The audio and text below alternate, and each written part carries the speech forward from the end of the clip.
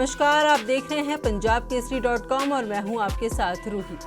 अगर आप home loan चुका रहे हैं या नया लोन लेने की सोच रहे हैं तो ये खबर आपके लिए बेहद राहत भरी है, क्योंकि आज रिजर्व बैंक ने एक ऐसा फैसला लिया है जो सीधे आपकी जेब पर असर डालेगा और वो असर होगा पॉजिटिव। जी हाँ, भारतीय रिजर्व बैंक ने आज अपनी मौद्रिक नीति की समीक्षा में रेपो रेट में 0.50% यानी 50 बेसिस पॉइंट्स की कटौती कर दी है।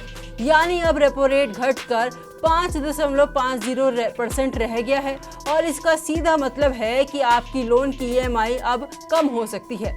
तो चलिए पहले ये समझते हैं कि ये रेपो रेट होता क्या है। रेपो रेट वो ब्याज दर होती है जिस पर बैंक रिजर्व बैंक से लोन लेते हैं, और जब बैंकों की सस्ता लोन मिलेगा तो वो अपने ग्राहकों को भी सस्ते ब्याज दरों पर लोन दे पाएंगे। यानी अगर रेपो रेट घटता है तो home loan, car loan, education loan जैसी EMI भी कम हो जाती है।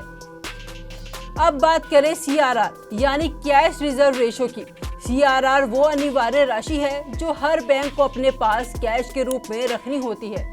इस पर कोई ब्याज नहीं मिलता, ये पैसा जमा रहता है। जब RBI ने CRR को भी घटाकर 4% से 3% तक कर दिया है, यानी बैंकों के पास अब ज्यादा पैसा होगा और वो आसानी से लोन दे सकेंगे। अब समझते हैं कि आम आदमी पर इसका क्या असर होगा। आपकी होम लोन की EMI कम हो सकती है। 30 लाख से 20 साल के लोन पर हर महीने लगभग 2000 रुपए की बचत हो सकती है। कार लोन पर और पर्सनल लोन भी सस्ते हो जाएंगे। ब्याज दरें घटने से नए घर और गाड़ियों की बिक्री बढ़ सकती है। इससे रियल एस्टेट और ऑटो सेक्टर में तेजी आएगी। बैंक अगर रेपो रेट में हुई कटौती को पूरी तरह ग्राहकों तक पहुंचाते हैं तो होम लोन की दरें फिर से 7.5% के नीचे आ सकती है, जो अभी लगभग 8% के करीब है।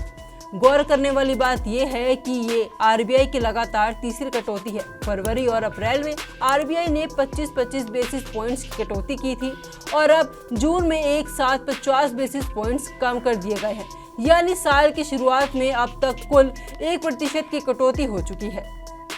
RBI गवर्नर संजय मल्होत्रा ने कहा कि महंगाई दर 4% से नीचे बनी हुई है और GDP ग्रोथ भी संतोषजनक है।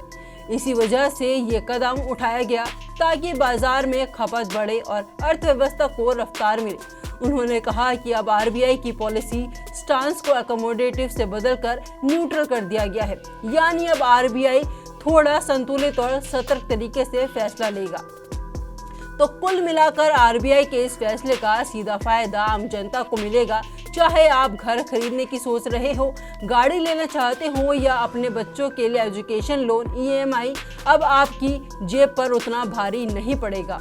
और अगर आप पहले से लोन चुका रहे हैं तो भी आने वाले महीनों में आपकी EMI में राहत मिल सकती है। आर्थिक मोर्चे पर इस तरह की खबरें देश के लिए भी अच्छी होती है और आपकी जेब के लिए भी। तो अगर अगली बार बैंक से कॉल आए तो सोचेगा शायद ये EMI को कम करने का मौका है। इस पर आपकी क्या राय है, कमेंट बॉक्स में जरूर बताइए और तमाम अपडेट्स के साथ जुड़े रहिए और देखते रहिए punjabkesari.com दिल्ली।